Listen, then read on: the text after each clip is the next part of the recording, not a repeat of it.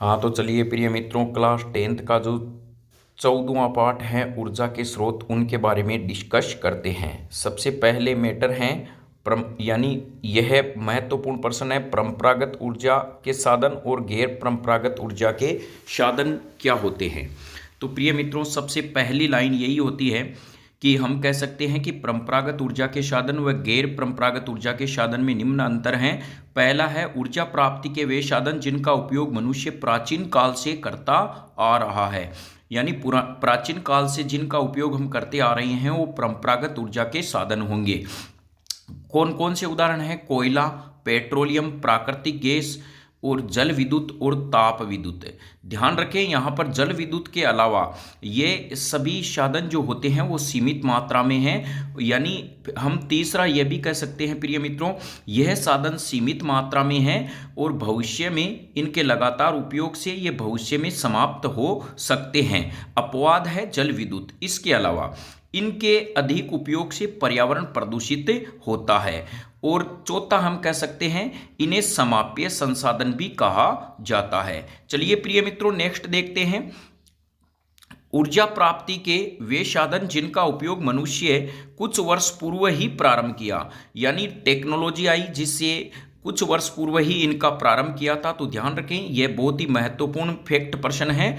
तो सौर ऊर्जा है, पवन ऊर्जा है, ज्वारीय ऊर्जा है। यानी जो इनके बारे में देखेंगे अभी, सौर ऊर्जा, पवन ऊर्जा और ज्वारीय ऊर्जा ये पर्यावरण को प्रदूषित नहीं करते।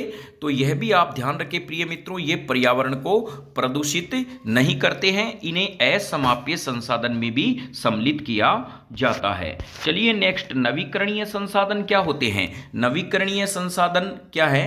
ऐसे संसाधन जो प्रकृति में असीमित मात्रा में हो तथा जिनका उपयोग हम बार बार कर सकते हैं। यानी नवीकरणीय नया बना सकते हैं। इसका मतलब हम कह सकते हैं ये असीमित मात्रा में होते हैं तथा जिनका उपयोग हम बार बार कर सकते हैं। ये संसाधन कभी भी समाप्त नहीं होते, अतः इन्हें असमाप्य यानी अक्षीय संसाधन भी कह सकते हैं। देखिए परीक्षा में प्रश्न आ जाइए, अक्षीय संसाधन किसे कहते हैं? यानी वे प्राकृतिक संसाधन जो यानी जिनका हम कितना ही उपयोग करें वो कभी भी समाप्त नहीं होते, यानी ये असीमित मात्रा में होते हैं। तो यहां पर उन्हें अक्षीय संसाधन कहते हैं। एक ही परिभाषा नवीकरणीय संसाधन, इनका दूसरा पर्यायवाचक शब्द अक्षीय संसाधन भी माना जाता है। उदाहरण के लिए पवन ऊर्जा, सौर ऊर्जा व जल ऊर्जा क्या है प्रिय मित्रों? अक्षीय संसाधन है। लेकिन यहाँ पे ध्यान रखें, ये जो जल ऊर्जा है यह जो है प्रिय मित्रों परंपरागत संसाधन में भी सम्मिलित होता है। अपवाद स्वरूप एकमात्र यह है अनवीकरणीय संसाधन, इसका उल्टा हो जाएगा।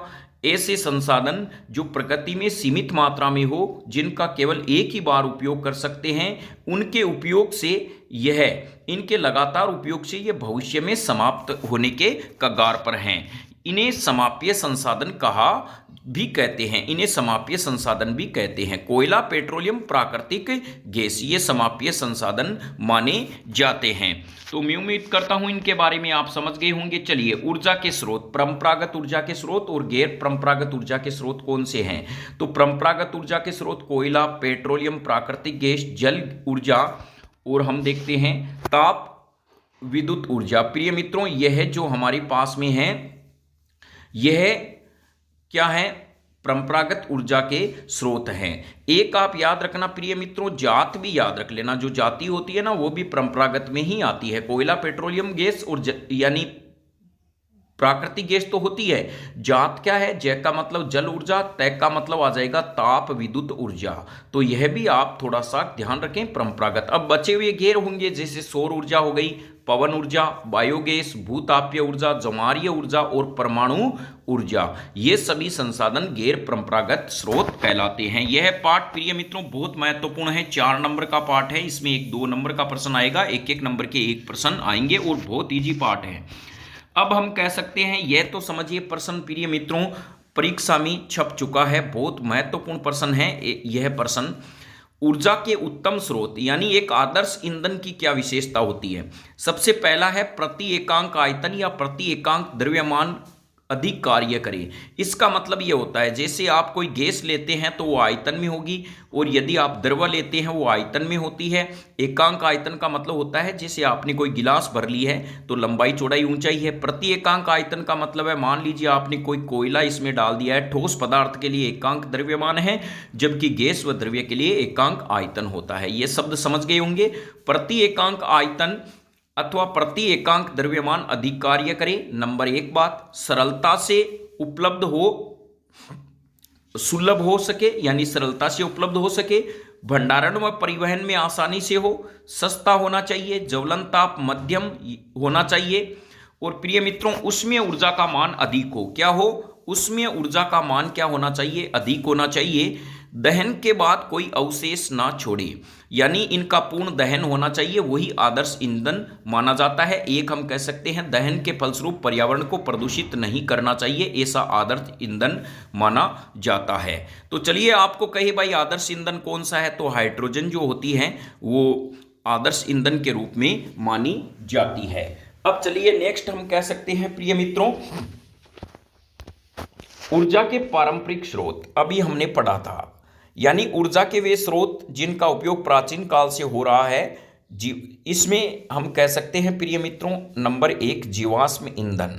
ये हैं जीवाश्म ईंधन। तो ऐसे ईंधन जिनका, देखिए कितना सरल है, ऐसा ईंधन जिनका निर्माण जीवों के अवशेष से होता है उन्हें जीवाश्म ईंधन कहते हैं। कोयला, पेट्रोलियम, प्राकृतिक गैस। तो यहाँ पे आपको याद रखना है केपी, कैलाश पारिक। के का मतलब कोयला, पी का मतलब पेट्रोलियम। ये क्या है प्रिय मित्रों? जीवाश्म ईंधन माने जाते हैं। अब देखिए जीवाश्म ईंधन के क्या नुकसान हैं, तो ये तो हम देखते ही हैं, कोयला जलाते हैं तो धुआंडा बाहर निकलता है जिसमें CO2 होती है, CO होती है, ये पर्यावरण को प्रदूषित करते हैं। तो यहाँ पर आएगा दहन के फलस्वरूप दौरान पर्यावरण को प्रदूषित करते हैं। पहली बात, दहन से अम्लीय वर्षा होती है।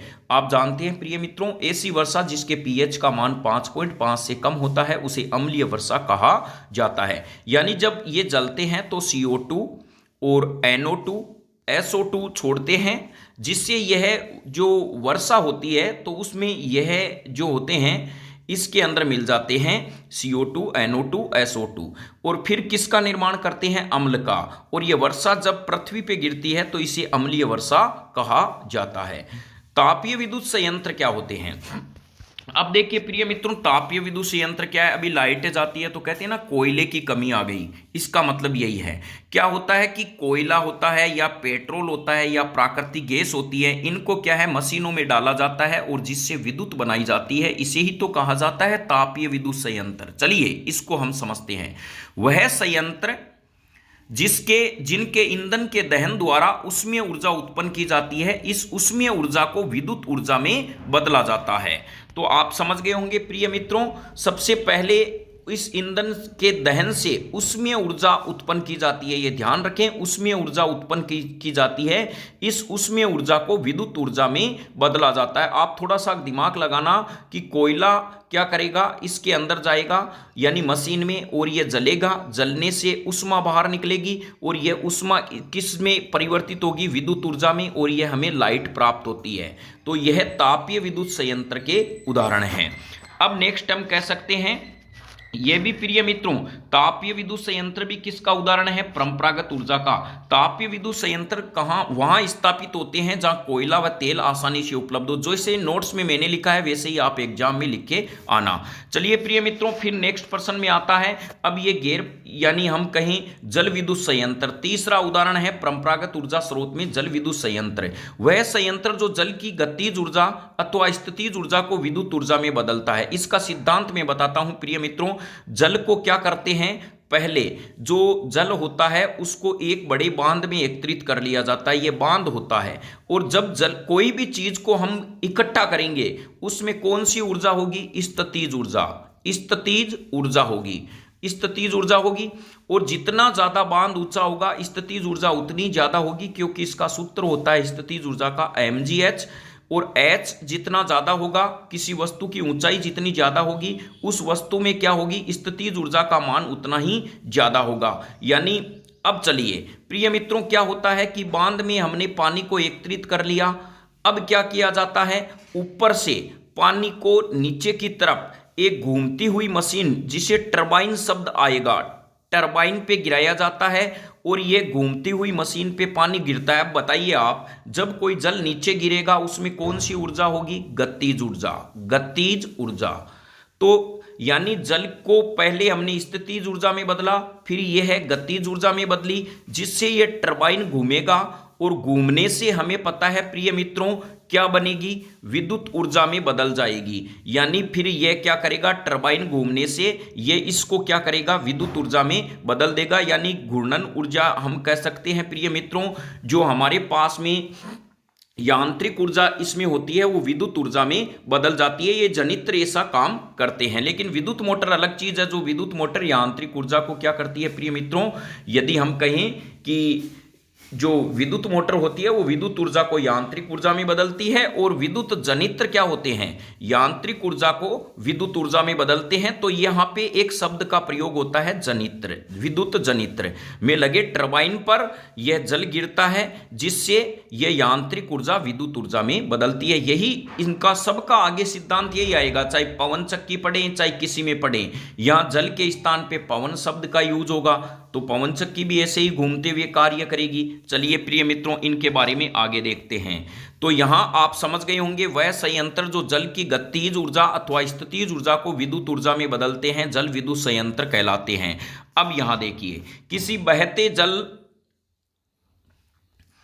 बहते जल की गतिज ऊर्जा अथवा किसी ऊंचाई पर स्थित जल की स्थितिज ऊर्जा का उपयोग कर ऐसे विद्युत ऊर्जा में बदला जाता है।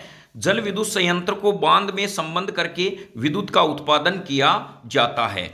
अब यहां पर हम देखें प्रिय मित्रों, तो यहां यह बांध का चित्र है, इसको अच्छे से एक बार देख लेना। यह चित्र आपके एग्जाम में पूछा जा सकता है कि जो है जल विद्युत उत्पादन किस प्रकार से होता है।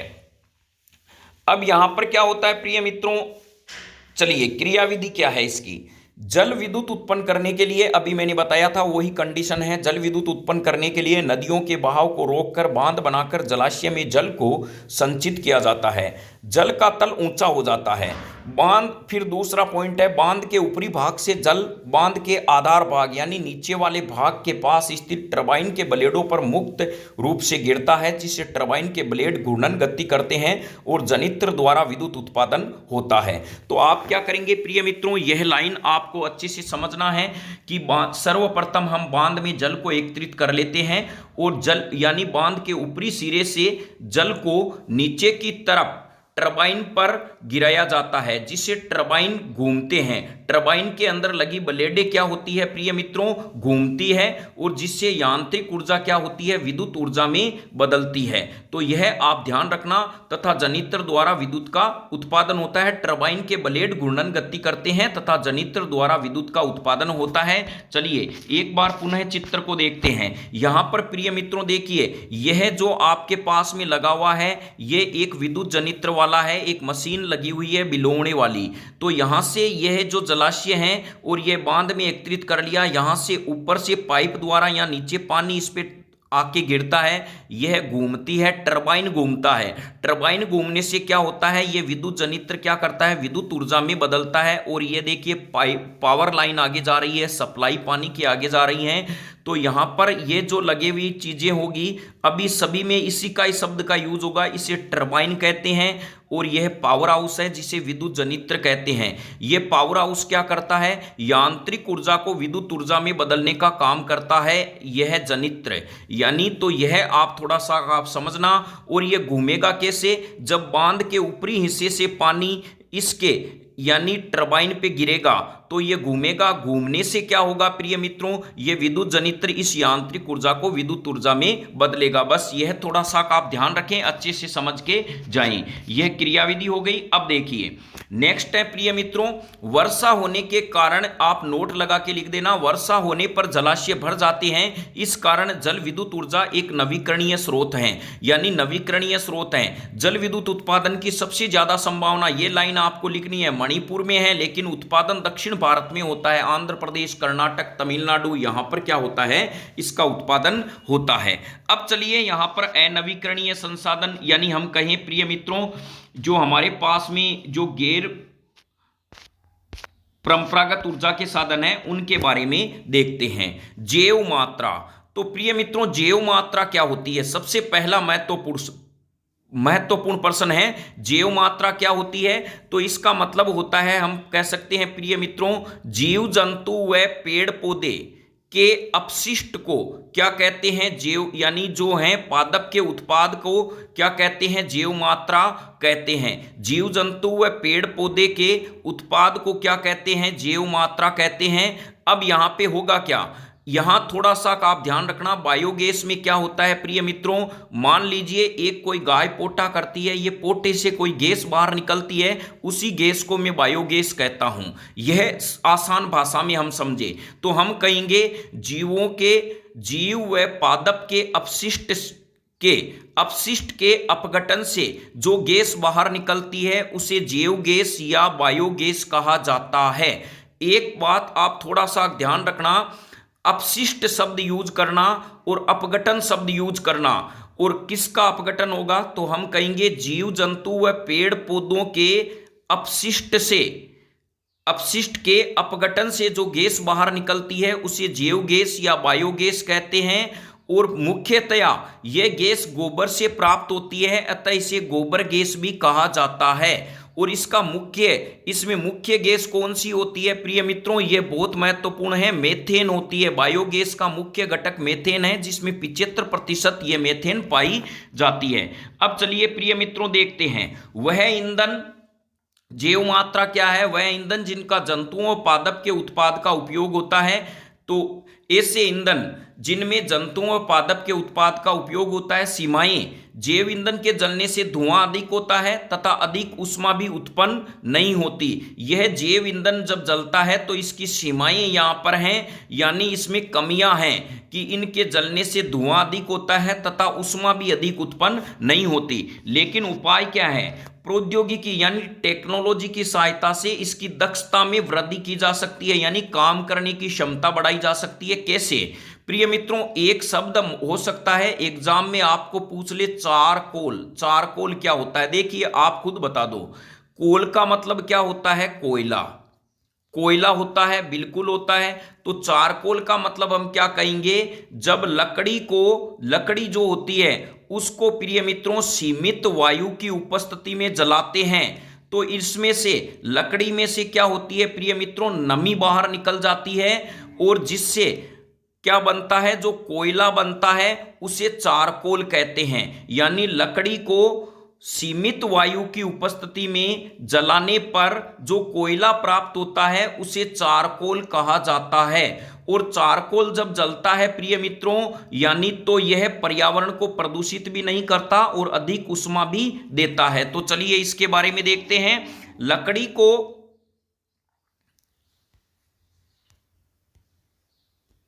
लकड़ी को सीमित मात्रा में जलाते हैं तो उपस्थित जल व वाष्पशील पदार्थ बाहर निकल जाते हैं तथा अवशेष को क्या कहते हैं? चारकोल कहते हैं।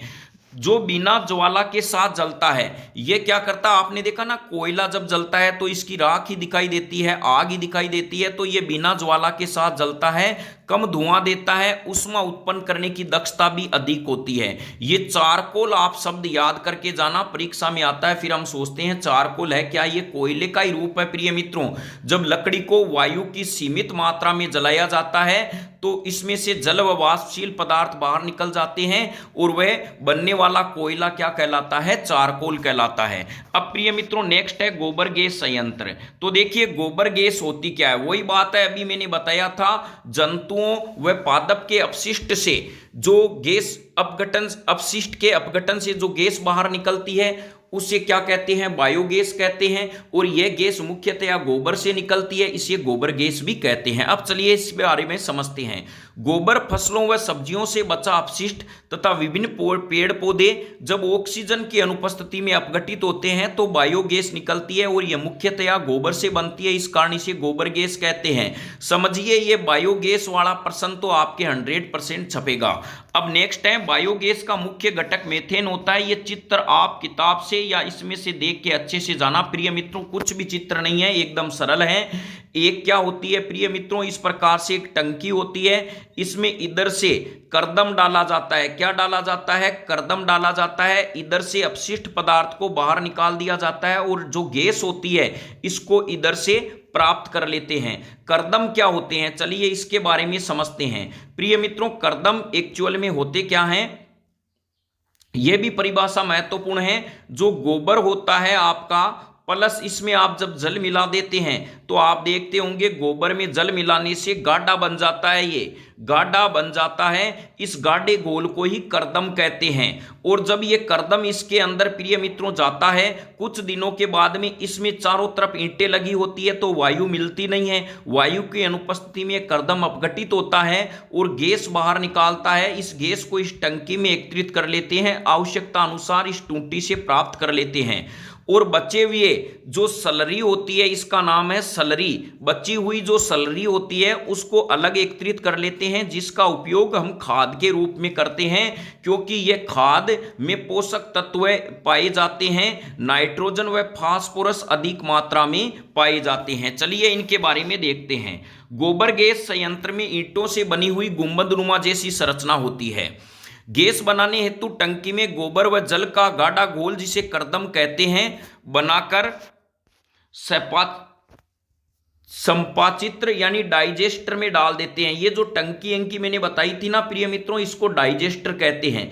इसके चारों तरफ एक कक्ष होता है जिसमें ऑक्सीजन नहीं होती। गोबर की सलरी को इसमें स्थित सूक्ष्म जीव गोबर के घोल में जटिल यौगिक को, गोबर का जो घोल होता है प्रिय मित्रों, इसमें जो सूक्ष्म जीव होते हैं वो जटिल यौगिक को अपघटित करके मेथेन में, CO2 में, H2 में हाइड्रोजन सल्फाइड जैसी गैस उत्पन्न करते हैं। फिर हैं जैव गैस को टंकी में एकत्रित करके कर लेते हैं तथा उपयोग के लिए पाइपलाइन द्वारा बाहर निकाल लेते हैं। जैव गैस में 75% मेथेन होती है जो बिना धुएं के जलती है और तापन क्षमता भी उच्च होती है। चलिए नेक्स्ट लिखते हैं। जैव गैस में बची सलरी का उपयोग, जो सलरी होती है उनका खाद के रूप में करते हैं, क्योंकि इसमें नाइट्रोजन व फास्फोरस अधिक मात्रा में होता है। तो प्रिय मित्रों बताइए, आप बायोगैस संयंत्र का अच्छे से चित्र समझ के जाना। इसमें प्रिय मित्रों कुछ नहीं होता है, एक ऐसी टंकी नुमा व्यवस्था होती है जिसमें इधर से क्या होती है, सलरी डाली, यानी क्या डाली जाती है, कर्दम डाला जाता है। कर्दम आप समझ गए, गोबर व जल का जो गाढ़ा घोल होता है उसे कर्दम कहते हैं। और ये कर्दम क्या होते हैं, यानी वायु के अनुपस्थिति में सूक्ष्म जीवों की द्वारा अपघटित होते हैं और गैस उत्पन्न करते हैं। कौन सी गैस, मीथेन गैस उत्पन्न करते हैं, हाइड्रोजन भी करते हैं, H2S भी करते हैं। यह गैस इस टंकी के ऊपरी भाग में एकत्रित हो जाती है, जिसे पाइप के द्वारा प्राप्त कर लेते हैं। शेष बचा हुआ जो सलरी होता है इसे हम खाद के रूप में काम में लेते हैं, क्योंकि इसमें नाइट्रोजन व फास्फोरस अधिक मात्रा में होता है। यह है बायोगैस संयंत्र। अब है प्रिय मित्रों पवन ऊर्जा। तो हम क्या कहेंगे प्रिय मित्रों, यहां पर पवन ऊर्जा के बारे में देखेंगे। तो यहां थोड़ा सा लिख लेना, पवन चक्कियों के द्वारा पवन ऊर्जा प्राप्त करना, यानी पवन चक्कियों के द्वारा पवन ऊर्जा प्राप्त करना क्या कहलाता है प्रिय मित्रों, पवन ऊर्जा कहलाता है। सिद्धांत क्या है, वही बात है जैसे मैंने जल लिखा था ना। अब क्या करेगा, पंखुड़ियों को जल नहीं घुमाएगा, पवन घुमाएगा। पवन आप जानते हो वायु का क्षैतिज प्रवाह पवन कहलाता है। तो पवन के प्रवाह से पवन चक्कियों में घूर्णन होता है, जिससे ऊर्जा उत्पन्न होती है। वही बात है प्रिय मित्रों, सेम है। अब क्या होती है ये पवन चक्कियां जो हैं, चलिए इसको देखते हैं। बिल्कुल एक कंसेप्ट आपके समझ में आ जाएगा, पूरा पार्ट आ जाएगा। अब जब ये पंखुड़ी घूमती है, इसका संबंध जनित्र से कर देते हैं, और ये जनित्र क्या करता है, इस पवन ऊर्जा को प्रिय मित्रों, वही बात है, ये घूमेगी यांत्रिक ऊर्जा को विद्युत ऊर्जा में बदल देता है। इसका संबंध इससे कर देते हैं। तो चलिए पवन चक्की का चित्र पूछिए। तो यह है एक आपके मोबाइल का टावर जैसा आप बना देना, इसके चारों तरफ ऐसी परिक्रमा बना देना। यह है ईंटों की दीवार, जैसे कुत्ते गंडक बिल्ली नहीं बढ़ पाई। फिर इसके ऊपर एक पंखा बना देना, जो आप पंखा जानते हो प्रिय मित्रों, लेकिन ध्यान रखना पंखा थोड़ा सा बड़ा बनाना। ये इस प्रकार से पंखा हम बना देंगे तो ये इस प्रकार से क्या होगा, पंखा बन जाएगा। देखिए पवन ऊर्जा का पवन चित्र आ जाए पवन चक्की का, तो एकदम सरल है। अब यहां है प्रिय मित्रों, नोट लगा के ध्यान रखना, डेनमार्क को पवन चक्कियों का देश कहते हैं। यह भी आप नोट में लगा के लिख देना। उपयोग कहां होता है पवन ऊर्जा का, कुओं से जल खींचने में और विद्युत उत्पन्न करने में होता है। अब देखिए पवन से विद्युत का उत्पादन कैसे होता है, बिल्कुल सरल है प्रिय मित्रों, वही बात है, वहां जल ऊर्जा लिखा था, पवन ऊर्जा से विद्युत जनित्र के टरबाइन को घुमाया जाता है जिससे विद्युत ऊर्जा उत्पन्न होती है। अब एक बात ध्यान रखना, टरबाइन लगातार घूमे, इसके लिए क्या है, टरबाइन की समान चाल के लिए पवन की चाल, यह बहुत महत्वपूर्ण है, ऑब्जेक्टिव प्रश्न आ सकता है, किलोमीटर प्रति घंटा से अधिक होनी चाहिए, 15 किलोमीटर प्रति घंटा। अब आपको आंकड़ा रटना ही नहीं है क्योंकि पैक का मतलब ही 15 होता है, तो 15 किलोमीटर प्रति घंटा से अधिक होनी चाहिए। पर फिर है पवन ऊर्जा फार्म किसे कहते हैं, वो तो एकदम नॉर्मल बात है, वह विशाल क्षेत्र जहां पर बहुत से पवन चक्कियां लगाई जाती है उन्हें पवन ऊर्जा फार्म कहते हैं। तो चलिए पवन ऊर्जा का काम भी हमने टपका दिया। अब है वैकल्पिक अथवा गैर ऊर्जा परंपरा के स्रोत, पवन ऊर्जा भी इसी का उदाहरण था प्रिय मित्रों। ऐसे ऊर्जा के संसाधन जो आधुनिक वैज्ञानिक की युग की देन है, सौर ऊर्जा, पवन ऊर्जा, ज्वारीय ऊर्जा, भूतापीय ऊर्जा, नाभिकीय ऊर्जा और बायोगैस ऊर्जा। अब इनके बारे में हम पढ़ेंगे। सौर ऊर्जा क्या है, तो प्रिय मित्रों सूर्य से प्राप्त ऊर्जा को क्या कहते हैं, सौर ऊर्जा कहते हैं, यह तो बात एकदम सरल है। अब इनका उपयोग किस में होता है, सौर कुकर में, सौर पैनल में होता है। पहले तो बात ध्यान रखना प्रिय मित्रों, इन दोनों में ही अवतल दर्पण का प्रयोग होता है, अवतल दर्पण। चलिए 1 नंबर का प्रश्न तो ये आपके हो गया। यानी क्या होता है, अवतल दर्पण क्या करता है, यानी जब इस दर्पण पर कोई सूर्य की किरणें आपतित होती है तो ये क्या करता है, एक बिंदु पर केंद्रित करता है, परावर्तन के बाद में ये एक बिंदु पे केंद्रित करता है। इसी सिद्धांत पर ये दोनों काम करते हैं। अब देखते हैं प्रिय मित्रों सौर कुकर, ये प्रश्न आपके परीक्षा में आ सकता है, सौर कुकर क्या है। इसमें परावर्तक पृष्ठ के रूप में अवतल दर्पण का उपयोग करते हैं जो आने वाली सूर्य की किरण को इसमें से स्थित काले पृष्ठ पे केंद्रित करता है, जिससे ताप बढ़ने से इसके ऊपर रखी वस्तु गर्म होती है। अंदर नहीं प्रिय मित्रों, इसके ऊपर रखी हुई वस्तु क्या होती है, गर्म होती है। चलिए इसका चित्र देखते हैं। आप एक क्या करना, ये घबराने की जरूरत नहीं है, एक संदूक बना देना प्रिय मित्रों। इस प्रकार से एक पेटी बनेगी, यह पेटी बनती है। फिर आपको पता है ये पेवलिया का ये ढक्कन है और इसको थोड़ा डिजाइन के रूप में ऐसे दे दिया गया है। तो चलिए यहां पर यह डिजाइन, इसमें आप कच्ची पेंसिल से भर देना, अच्छा लगे इसको काला कर देना कच्ची पेंसिल से। यह बन गया आपका सौर कुकर।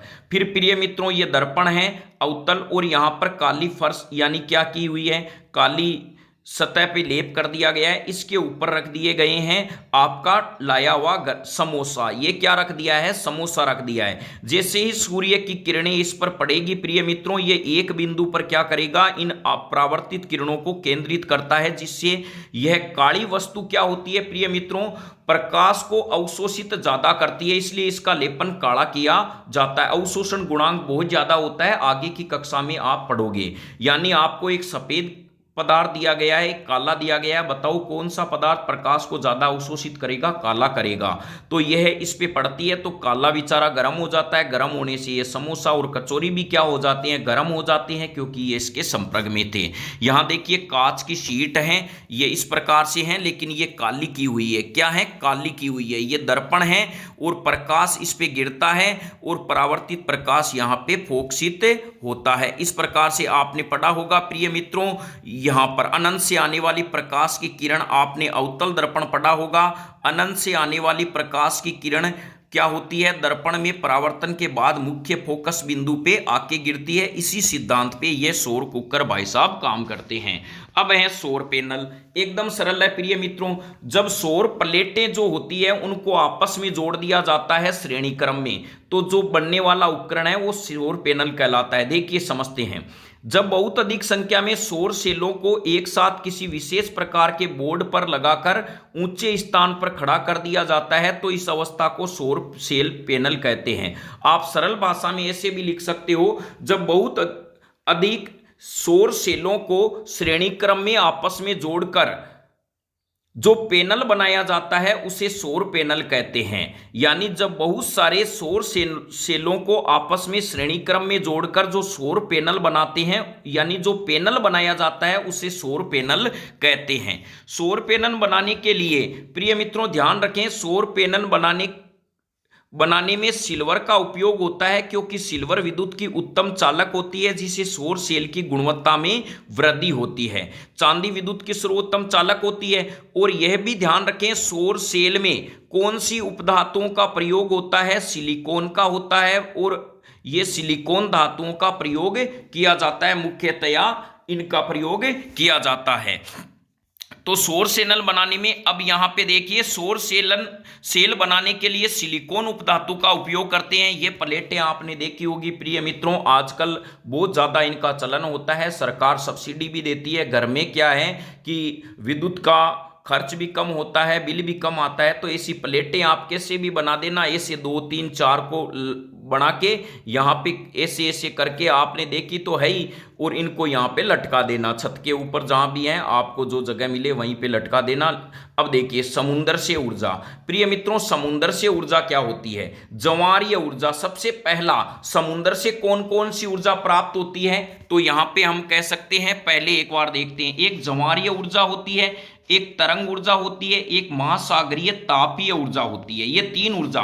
तो प्रश्न आ सकता है, समुद्र से प्राप्त होने वाली ऊर्जाओं के नाम लिखो। एक तो ज्वारीय ऊर्जा, एक तरंगीय ऊर्जा, एक हम कह सकते हैं प्रिय मित्रों महासागरीय तापीय ऊर्जा प्राप्त होती है। ज्वारीय ऊर्जा क्या है? ज्वार का मतलब क्या होता है प्रिय मित्रों? देखिए यहां समझना, ज्वार भाटे में जल के स्तर के चढ़ने व गिरने से हमें जो ऊर्जा प्राप्त होती है उसे ज्वारीय ऊर्जा कहते हैं। यानी जब समुद्र का जल आगे आता है उसे तो ज्वार कहते हैं, जब पीछे जाता है उसे भाटा कहते हैं। आप कभी देखना, समुद्र के इलाकों में एक बार पानी आगे की तरफ आता है और फिर पीछे की तरफ जाता है तो इसे ज्वार भाटा कहते हैं। यानी समुद्र का पानी प्रिय मित्रों जब ऊपर की तरफ उछलता है बहुत बड़ी बड़ी लहरों के रूप में, इसे ज्वार कहते हैं, और बेचारा नीचे आके पड़ जाए तो इसे भाटा कहते हैं। तो यह आप बात समझना। चलिए, ज्वार भाटे, यहां से एक नाम जरूर लिखना, ज्वारीय ऊर्जा में ज्वार भाटा। ज्वार भाटे में जल के स्तर के चढ़ने तथा गिरने से हमें जो ऊर्जा प्राप्त होती है उसे ज्वारीय ऊर्जा कहते हैं। एकदम सरल है प्रिय मित्रों। चलिए नेक्स्ट प्रश्न, भारत में, अब इसमें नोट लगा के लिखना, भारत में खंबात की खाड़ी व कच्छ की खाड़ी द्वारा ज्वारीय तरंग द्वारा ऊर्जा उत्पादन का अनुकूलन दशाएं हैं। नेक्स्ट है, ज्वार व भाटा कब आता है? तो प्रिय मित्रों देखिए, ये समुद्र का पानी बह रहा है तो सूर्य द्वारा क्या होगा? आकर्षण बल, गुरुत्वाकर्षण बल क्या होता है कि पृथ्वी गुरुत्वाकर्षण बल लगाती है, जिससे किसी वस्तु को अपनी ओर खींचती है, जिससे हमें पता है हम किसी वस्तु को फेंकते हैं वो पृथ्वी की तरफ आती है। लेकिन प्रिय मित्रों कभी कभार क्या होता है कि सूर्य क्या करता है? अपना गुरुत्वाकर्षण बल लगाता है, अपना आकर्षण बल लगाता है, यानी सूर्य द्वारा, यानी चंद्रमा द्वारा। तो प्रिय मित्रों चलिए ज्वार भाटे के रूप में हम समझते हैं कैसे हैं। तो प्रिय मित्रों यहां पर ये समुद्र का जल है, तो ये चंद्रमा क्या करता है? इस जल पर आकर्षण बल लगाता है, जिससे जल ऊपर की तरफ यानी उछाला जाता है। तो इस प्रकार इससे क्या होता है? ज्वार आते हैं। जब ये नीचे गिरेगा, आकर्षण बल में कमी आएगी तो ये अपने आप नीचे की तरफ गिरता है, तो फिर क्या कहलाता है? इसे भाटा कहते हैं। तो चलिए यहां पर देखते हैं, घूर्णन करती हुई पृथ्वी पर मुख्य रूप से चंद्रमा के गुरुत्वीय खिंचाव, यानी गुरुत्वीय खिंचाव के कारण सागर में जल का स्तर चढ़ता है या गिरता है, इस घटना को ज्वार भाटा कहते हैं। आप समझ गए होंगे, जब जल प्रिय मित्रों ऊपर की तरफ जाएगा, यानी जल की लहरें ऊपर की तरफ उछलेगी तो इसे ज्वार कहेंगे, नीचे आएगी इसको भाटा कहेंगे। ऊपर कब जाती है? जब क्या होता है? चंद्रमा इस समुद्र के पानी पर क्या करता है? अपना आकर्षण बल लगाता है, गुरुत्वीय आकर्षण कहते हैं। तो इसके कारण ये पानी ऊपर की तरफ उछलता है। तो इसको एक बार अच्छे से देख लेना, यह प्रश्न आ सकता है। घूर्णन करती पृथ्वी पर मुख्य रूप से चंद्रमा के गुरुत्वीय खिंचाव, यह चंद्रमा द्वारा लगने वाला पृथ्वी पर आकर्षण बल है, इसी कारण ज्वार भाटा आते हैं। तो प्रिय मित्रों चलिए इसके बारे में हम देखते हैं। तो यहां हम कह सकते हैं चंद्रमा के गुरुत्वीय खिंचाव के कारण सागर में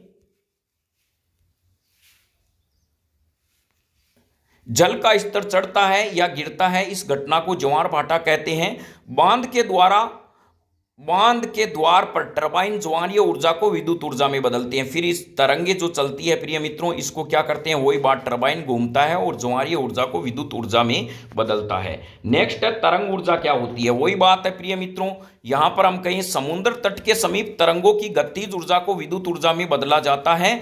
यानी जब समुद्र के जो तटवर्ती इलाके होते हैं वहां पर समुद्र का पानी ऐसे तेज धड़ाधड़ आके गिरता है तो इसमें तरंगे आती है और इन तरंगों में गतिज ऊर्जा होती है जिसे क्या कहते हैं, तरंग ऊर्जा कहते हैं। यानी समुद्र के बहते पानी से उत्पन्न ऊर्जा को तरंग ऊर्जा कहते हैं। तो चलिए इनके बारे में देखते हैं। समुद्र तट के समीप तरंगों की गतिज ऊर्जा को विद्युत ऊर्जा में बदला जाता है, वही बात है। फिर ये तरंगे क्या करती है, टरबाइन से टकराती है जिससे वो टरबाइन क्या करता है, घूमता है और विद्युत ऊर्जा में बदलता है। सभी का सेम ही सिद्धांत फैक्ट है। तरंग ऊर्जा की प्रबलता को नोट करके टरबाइन घुमाकर विद्युत ऊर्जा उत्पन्न की जाती है, यानी तरंग की प्रबलता कितनी है। फिर है महासागरीय तापीय ऊर्जा। तो प्रिय मित्रों यहां पर हमने देखा होगा कि महासागरीय तापीय ऊर्जा कैसे उत्पन्न होती है। समुद्र की ऊपर का पानी का ताप ज्यादा होता है और नीचे का क्या होता है प्रिय मित्रों, यह पानी ठंडा होता है। इन दोनों में अंतर से ही क्या है, इनमें ऊर्जा उत्पन्न होती है जिसे महासागरीय ऊर्जा कहते हैं। चलिए इनके बारे में देखते हैं। तो प्रिय मित्रों यहां पर है समुद्र या महासागर के पृष्ठ का जल सूर्य द्वारा तृप्त हो जाता है जबकि गहराई पर जल ठंडा रहता है। इसका उपयोग सागरीय तापीय ऊर्जा का रूपांतरण विद्युत संयंत्र में ऊर्जा उत्पादन में करते हैं। इस प्रकार उत्पन्न ऊर्जा को क्या कहते हैं, सागरीय तापीय ऊर्जा कहते हैं। थोड़ा सा ये ध्यान रखें, रटने की जरूरत नहीं है। समुद्र या महासागर के पृष्ठ मतलब ऊपर का जल सूर्य द्वारा तृप्त हो जाता है यानी गर्म हो जाता है जबकि गहराई पर जल ठंडा रहता है और इसके फलस्वरूप महासागरीय तापीय ऊर्जा उत्पन्न होती है जिसका उपयोग सागरीय तापीय ऊर्जा का रूपांतरण विद्युत संयंत्र में ऊर्जा उत्पादन में करते हैं। नेक्स्ट है प्रिय मित्रों, यह भी ध्यान रखें, जब 2 किलोमीटर की गहराई पर जल के ताप में 20 डिग्री का अंतर हो तभी यह संयंत्र काम करता है। यह लाइन बहुत महत्वपूर्ण है। 2 किलोमीटर की गहराई पर जल के ताप में अंतर 20 डिग्री का होना चाहिए, तभी 20 डिग्री सेल्सियस का, तभी यह संयंत्र काम करेगा। फिर है प्रिय मित्रों पृष्ठ के गर्म जल, जो गर्म जल होता है समुद्र का, पृष्ठ के गर्म जल का उपयोग अमोनिया जैसे वाष्पशील द्रव्य को उबालने में करते हैं। इस प्रकार बनी वाष्प टरबाइन को घुमाती है। यह बहुत महत्वपूर्ण है, यह लाइन ध्यान रखना। यानी महासागरों के पृष्ठ के गर्म जल का उपयोग किस में किया जाता है, अमोनिया को है जैसे वाष्पशील द्रव्य को उबालने में करते हैं और यह वाष्प क्या करती है, टरबाइन को घुमाती है। नेक्स्ट है भूतापीय ऊर्जा क्या होती है। तो प्रिय मित्रों भू का मतलब होता है पृथ्वी। जब पृथ्वी के अंदर से कोई गरम ऊर्जा निकलेगी उसे ही तो भूतापीय ऊर्जा कहते हैं। तो चलिए समझते हैं। पृथ्वी के उच्च भूतापीय ऊर्जा से प्राप्त उच्च भूगर्भीय ताप से प्राप्त होने वाली ऊर्जा को भूतापीय ऊर्जा कहते हैं। यानी पृथ्वी के उच्च भूगर्भीय ताप से प्राप्त होने वाली ऊर्जा भूतापीय ऊर्जा कहलाती है। और बहुत महत्वपूर्ण लाइन है प्रिय मित्रों, न्यूजीलैंड व अमेरिका में भूतापीय ऊर्जा विद्युत संयंत्र हैं, यह भी आप ध्यान रखें। चलिए नेक्स्ट, नाभिकीय ऊर्जा।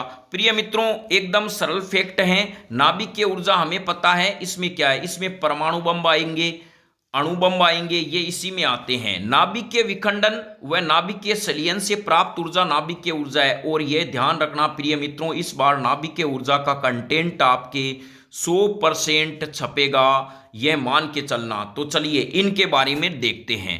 नाभिकीय विखंडन व नाभिकीय संलयन से प्राप्त ऊर्जा को नाभिकीय ऊर्जा कहते हैं। अब चलिए नाभिकीय विखंडन को आप अच्छे से पढ़ के जाना प्रिय मित्रों, यह बहुत महत्वपूर्ण प्रश्न है क्योंकि इसमें रिएक्शन आ गई है। होता क्या है, विखंडन अभिक्रिया हमने देखी है, जब कोई एक पदार्थ 2 या 2 से अधिक उत्पाद में टूटता है उसे ही तो हम वियोजन या विखंडन कहते हैं, वही तो इसमें होगा। लेकिन इसमें क्या होगा प्रिय मित्रों, यानी भारी पदार्थ क्या होगा, जैसे हम कहें यूरेनियम, वो छोटे छोटे पदार्थों में टूटेगा, इसे नाभिकीय विखंडन कहते हैं। इससे क्या होती है, ऊर्जा बाहर निकलेगी और इस ऊर्जा को क्या कहते हैं, नाभिकीय ऊर्जा। तो चलिए समझते हैं प्रिय मित्रों, जब यूरेनियम पर न्यूट्रॉन की बमबारी कराते हैं तो हल्के नाभिक बेरियम व क्रिप्टॉन प्राप्त होते हैं तथा ऊर्जा मुक्त होती है, इसे नाभिकीय विखंडन कहते हैं। बहुत इजी परिभाषा है। अब हम कहें इसको याद कैसे रखें, देखिए नाभिकीय विखंडन आपको कहीं क्या आप बम लेंगे, आप कहेंगे यू यू यू यानी तुम लेंगे, मैं नहीं लूंगा बम, मुझे नहीं चाहिए, आपको चाहिए तो यू आप लगा देना, ये यूरेनियम है। अब प्रिय मित्रों आप कहेंगे नहीं यू ले लो, मैं ना लूंगा, तो ना लूंगा ना लिख दिया, छोटा एन लिख दिया, ये न्यूट्रॉन हो गया। अब आपको क्या है प्रिय मित्रों, यहां एक मिंडी लगानी है या एक लगाना है, आप समझ गए होंगे, यहां मिंडी और यहां एक आ जाएगा। अब हम कहें यूरेनियम का थोड़ा सा आप आंकड़ा याद रखना, इसका परमाणु क्रमांक 92 होता है और द्रव्यमान संख्या 235 होती है। मुझे उम्मीद है इसको आप एक बार लिखेंगे तो अच्छे से समझ जाएंगे। तो प्रिय मित्रों बताइए, यूरेनियम पहले नाभिकीय विखंडन अभिक्रिया में आप कैसे लिखेंगे, आप कहेंगे बम लेंगे, आप कहेंगे नहीं यहां पे मैं नहीं लूंगा, यू तुम लोगे यू, फिर यहां 92 लिखना है, यहां 235 लिखना है, नहीं लूंगा एन स्मॉल 0 या अंडा चिपका देना या एक ये तीर का निशान, यहां तक तो आप पहुंच गए, ये यूरेनियम है ये न्यूट्रॉन है। अब प्रिय मित्रों ये यूरेनियम देखिए टूटेगा किसमें, जैसे हम वियोजन अभिक्रिया में प्रकाश प्रकाश उष्मा देते हैं, वैसे ये न्यूट्रॉन क्या करता है, इसको तोड़ने का काम करता है, इसलिए तो इसे नाभिकीय विखंडन अभिक्रिया कहते हैं।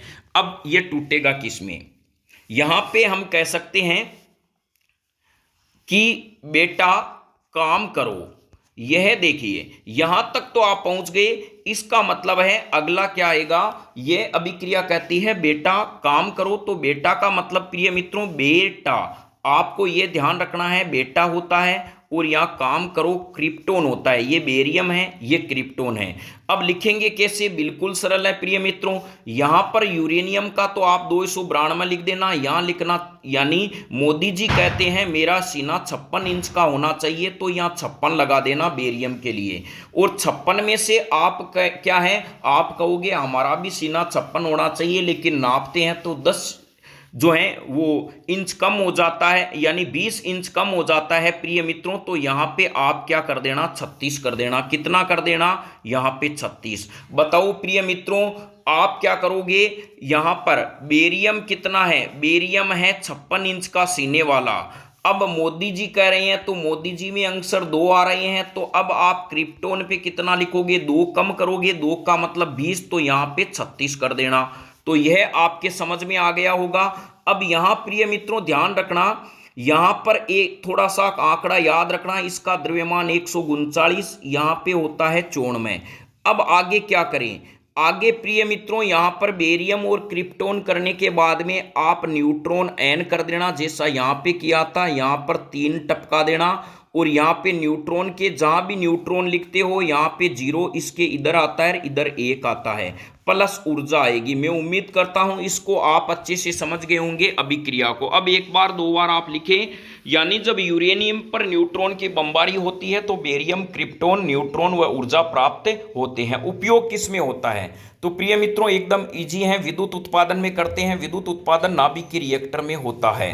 फिर हम कहें प्रिय मित्रों नाभिकीय विखंडन जो है इसका जो है उपयोग होता है परमाणु बम बनाने में, परमाणु बम बनाने में भी नाभिकीय विखंडन अभिक्रिया का होता है, तभी तो अभी जो है रूस बार बार धमकी दे रहा है कि मैं एटम बम परमाणु बम गिरा दूंगा, परमाणु बम गिरा दूंगा, तो ये नाभिकीय विखंडन अभिक्रिया का ही है। इसमें 2 पदार्थ काम में आते हैं ईंधन के रूप में, ध्यान रखना, एक यूरेनियम आते हैं एक प्लूटोनियम आते हैं, प्लूटोनियम, यूरेनियम व प्लूटोनियम प्रिय मित्रों यह नाभिकीय ईंधन में यानी नाभिकीय अभिक्रिया में ईंधन का काम करते हैं। यूरेनियम 92 235 यह ध्यान रखना। अब चलिए नेक्स्ट प्रश्न प्रिय मित्रों, यूरेनियम के एक परमाणु से प्राप्त ऊर्जा कार्बन के एक परमाणु से 1 करोड़ गुना अधिक होती है। जब यूरेनियम का 1 ग्राम यूरेनियम को जलाते हैं तो 1 ग्राम कार्बन को जलाने से प्राप्त ऊर्जा जो होगी वो 1 करोड़ गुना अधिक होगी, यूरेनियम से प्राप्त होगी। फिर है भारत में परमाणु नाभिकीय संयंत्र, यह प्रिय मित्रों थोड़ा सा ध्यान रखना, रावतबाटा राजस्थान में है, केका मतलब कर्नाटक में है, तारापुर महाराष्ट्र में है, तो नरोरा यूपी में है, कलपक्कम कहाँ पे है, तमिलनाडु में है, तो काकरापार गुजरात में है। ये हमने सामाजिक के मैप में भी अच्छे से आपको समझाया था। अब है नाभिकीय संलयन। समझिए प्रिय मित्रों, यह भी बहुत महत्वपूर्ण अभिक्रिया है। संलयन का मतलब होता है जुड़ना। वही बात है प्रिय मित्रों, दो चीजें जुड़ेगी, A+B जब जुड़ता है और C बनाता है, इसका मतलब वो नाभिकीय संलयन है। इसी में देखिए, दो हल्के नाभिकों को जोड़कर एक भारी नाभिक बनाना जिससे अधिक मात्रा में ऊर्जा निकलती है, नाभिकीय संलयन है। तो प्रिय मित्रों, यहां पर ध्यान रखना आपको, हाइड्रोजन, यहां पर हम लिखेंगे हाइड्रोजन है, यह हाइड्रोजन, इनका नाम ट्रिटियम होता है, इसका ड्यूटेरियम होता है, यह हीलियम कहलाता है। तो आपको नाम ज्यादा लिखने की जरूरत है नहीं। आपको क्या करना है प्रिय मित्रों, एक हाइड्रोजन यहां पे, एक हाइड्रोजन यहां पे, हाइड्रोजन का परमाणु क्रमांक 1 तो 1 यहां लिख दिया, दोनों के बीच में प्लस टपका दिया। अब करेंगे क्या प्रिय मित्रों, एक रे कितना होता है 2, 2 रे कितना होता है 3। चलिए आपका काम निकल गया। अब आप कहेंगे आगे लिखेंगे हम हीलियम, यानी एक रेख 2, 2 नंबर पे परमाणु क्रमांक हीलियम का आता है, तो यहां 2 लिख दो प्रिय मित्रों। और हीलियम का द्रव्यमान कितना होता है 4 होता है, यानी द्रव्यमान 2 को 2 से गुणा करते हैं 4 आ जाता है, प्लस यहां पे हम लिखेंगे न्यूट्रॉन लिख देंगे, और न्यूट्रॉन जैसे ही लिखेंगे एक इधर और ऊर्जा आ जाएगी। तभी तो हम लिख रहे हैं, ऊर्जा तो हमें प्राप्त करनी है ही प्रिय मित्रों।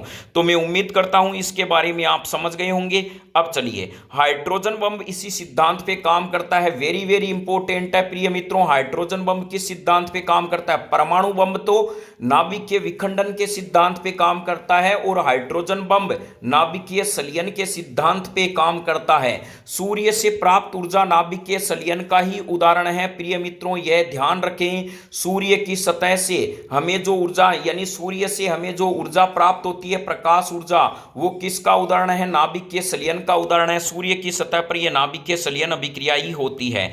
अब चलिए थोड़ी महत्वपूर्ण लाइनों को देख लेते हैं कि सरल परिभाषा में बायोगैस क्या है। धरातल पर जैविक पदार्थ के अवसाद से प्राप्त गैस बायोगैस कहलाती है। भूतापीय ऊर्जा क्या है, पृथ्वी के उच्च भूगर्भीय ताप से प्राप्त होने वाली ऊर्जा भूतापीय ऊर्जा है। ज्वारीय ऊर्जा क्या है, समुद्री ज्वार व तरंगों से प्राप्त होने वाली ऊर्जा, समुद्री ज्वार व तरंगों से प्राप्त होने वाली ऊर्जा को ज्वारीय ऊर्जा कहते हैं। फिर है पवन ऊर्जा क्या है, पवन चक्कियों के माध्यम से प्राप्त होने वाली ऊर्जा पवन ऊर्जा कहलाती है। अब चलिए प्रिय मित्रों, जल विद्युत किसे कहते हैं, यानी जल से उत्पन्न होने वाली ऊर्जा को जल विद्युत कहते हैं। ताप विद्युत किसे कहते हैं, कोयला पेट्रोलियम प्राकृतिक गैस से उत्पन्न ऊर्जा को ताप विद्युत कहते हैं। यह ध्यान रखें प्रिय मित्रों, कोयला पेट्रोलियम व प्राकृतिक गैस से उत्पन्न ऊर्जा को ताप विद्युत ऊर्जा कहते हैं। फिर चलिए यहां पर हम प्रश्न देखते हैं, महत्वपूर्ण प्रश्न है, सौर भट्टी में किस प्रकार का दर्पण उपयोग किया जाता है, इस उपकरण में बहुत अधिक उच्च तापमान कैसे प्राप्त करते हैं।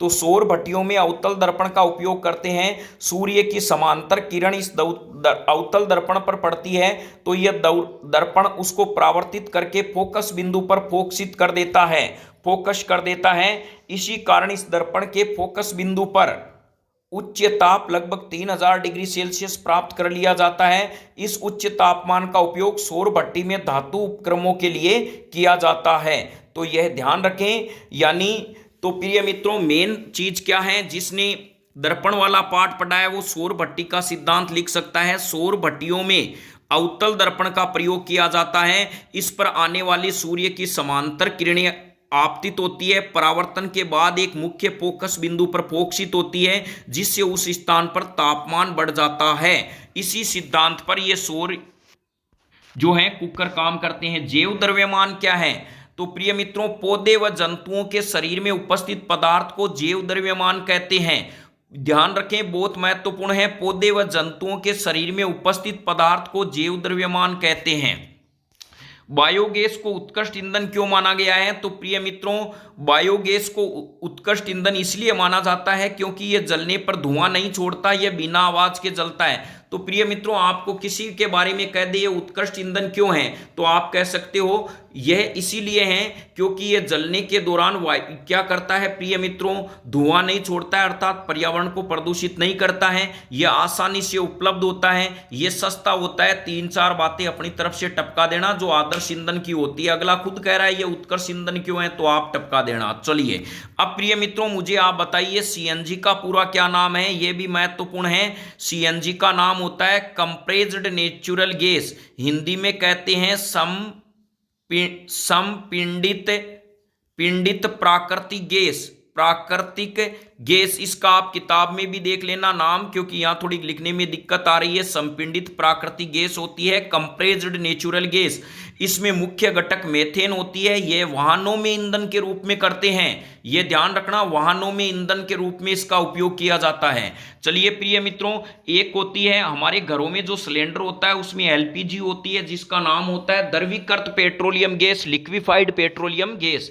अब किन्हीं 4 अर्धचालकों के नाम बताइए जिनसे सौर सेल बनाए जाते हैं। प्रश्न ये छप चुका है, मान लीजिए प्रिय मित्रों, क्योंकि मैप में सामाजिक में 2012 का मैप पूरा डिट्टो छपा था, तो इसी प्रकार ये प्रश्न भी महत्वपूर्ण है। सिलिकॉन, गैलियम, सेलेनियम और जर्मेनियम, आपके यह आवर्त सारणी से भी मैटर क्लियर हो जाएगा।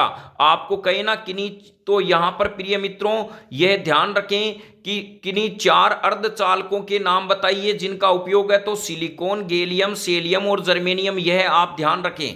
नेक्स्ट प्रश्न है, किस महीने में पवन का प्रवाह सबसे कम सबसे तेज होता है? तो ठंड सबसे ज्यादा जनवरी में पड़ती है, तो पवन का प्रवाह सबसे कम होगा। गर्मियां सबसे ज्यादा जून जुलाई में, तो सबसे अधिक जुलाई में होता है पवन का प्रवाह। यह भी प्रश्न आप ध्यान रखें।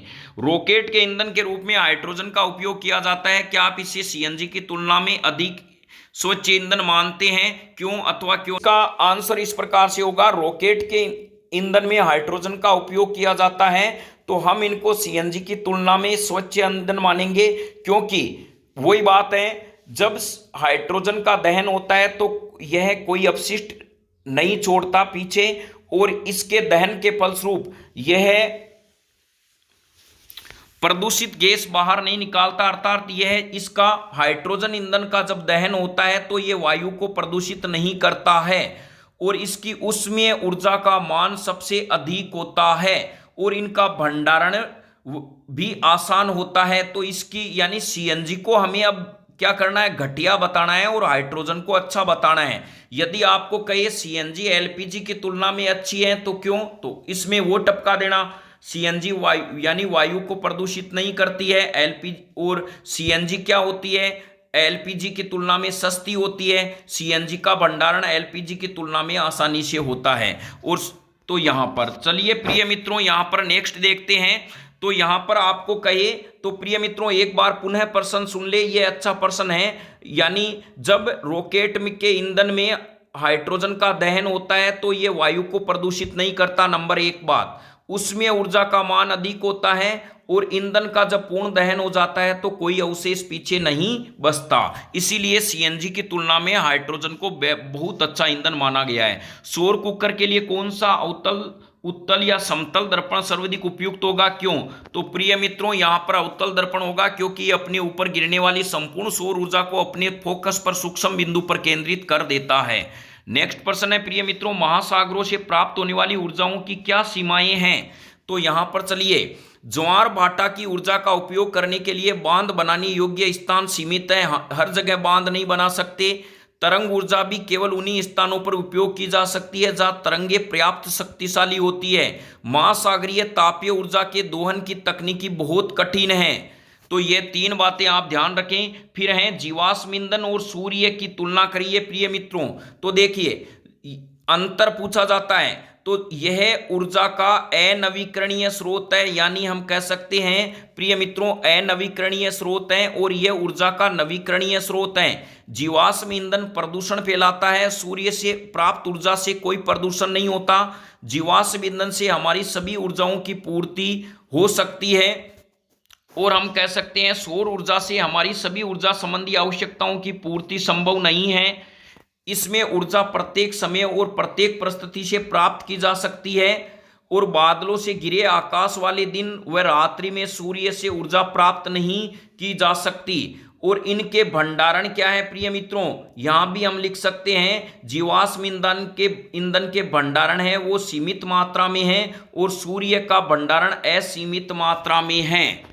फिर नेक्स्ट है जैव मात्रा तथा ऊर्जा स्रोत के रूप में जल विद्युत की तुलना में अंतर लिखिए।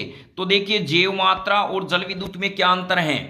जैव मात्रा से ऊर्जा प्राप्त करने के प्रक्रम में प्रदूषण फैलता है, जबकि प्रिय मित्रों नेक्स्ट हम देखें, जल विद्युत ऊर्जा एक स्वच्छ स्रोत है, इससे कोई वायु प्रदूषित नहीं होता, इससे वायु प्रदूषण होता है। जैव मात्रा द्वारा ऊर्जा को सीमित स्थान में ही प्रयोग किया जा सकता है। जल विद्युत ऊर्जा को लाइनों द्वारा कहीं भी ले जाया जा सकता है। जैव मात्रा केवल सीमित मात्रा में ही ऊर्जा प्रदान करती है, जबकि जल विद्युत ऊर्जा एक बड़ा स्रोत है, यह आप ध्यान रखें। नेक्स्ट है, गर्म जल प्राप्त करने के लिए हम सौर जल का उपयोग किस दिन नहीं कर सकते प्रिय मित्रों? तो यह हमें पता है, सौर ऊर्जा का उपयोग हम बादलों के दिन व रात्रि के समय नहीं कर सकते। तो नेक्स्ट प्रश्न है, निम्न में से कौन सा जैव मात्रा ऊर्जा का उदाहरण नहीं है? तो यहां पर ये सभी तमाम फैक्ट है, नाभिकीय ऊर्जा इसका उदाहरण नहीं है।